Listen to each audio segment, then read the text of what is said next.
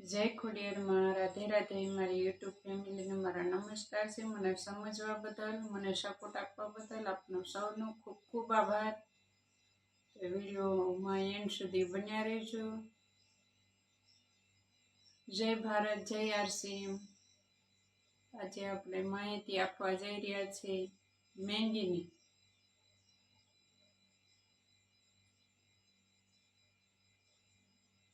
મેંગી અત્યારે આપના બાળકને બહુ પસંદ આવી રહી છે,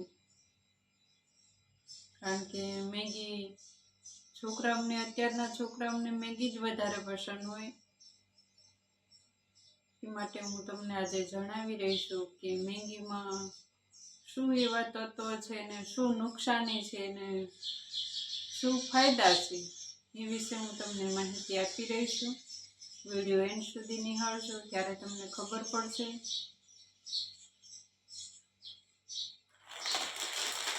અને હું તમને લેબલ સાથે બતાવી રહી છું, જોઈ શકો છો। આરસીએમ ની મેંગી છે।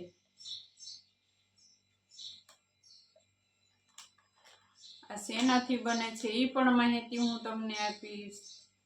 આ મેંગી ફક્ત ઘઉંના લોટની છે, વટાણાના લોટની છે, અને એમાં પ્રોટીન પણ ભરપૂર છે અને બધાય તત્વો છે આપણા બાળકને તંદુરસ્ત રાખે અને સ્વસ્થ રાખે।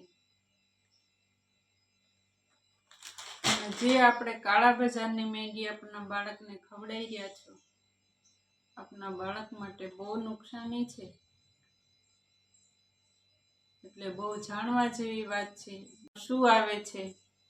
મેંદાનો લોટ આવે છે અને એમાં બહુ નુકસાનકારક છે એ મેંગી।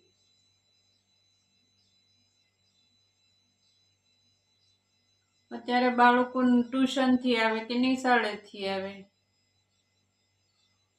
આવીને કે મમ્મી મને ભૂખ લાગી છે, મને મેગી બનાવી દે, મને જલ્દી બનાવી દે તું।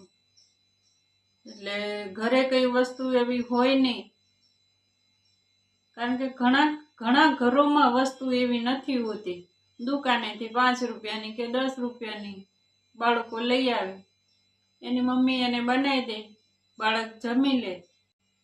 દવાખાને જશો, તમને દવાઓ આપશે તો તમને થોડી રાહત થશે, પણ બીમારીથી મુક્ત નહીં થાવો તમે। બીમારીથી બચવું હોય, મુક્ત થવું હોય, શરીર મસ્ત રાખવું હોય તો પછી આપણે આપણું પરિવાર સ્વસ્થ રહે।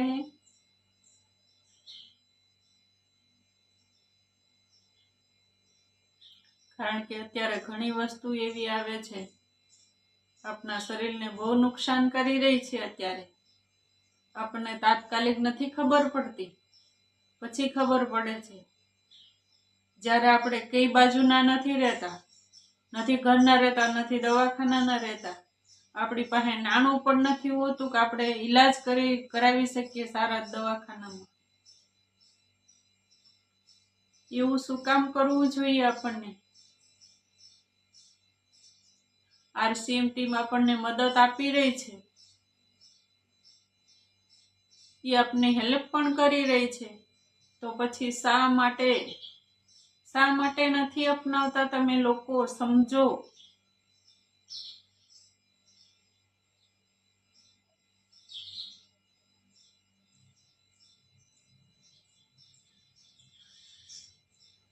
જય ખોડિયાર માં, રાધે રાધે।